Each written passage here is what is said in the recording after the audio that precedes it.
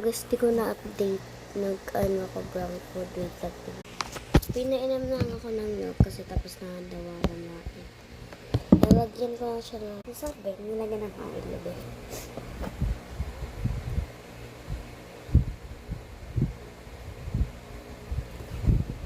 Let's just be friends.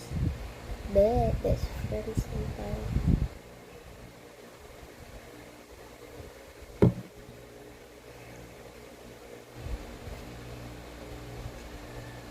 Tapos pipasa pa yung lips ka ba?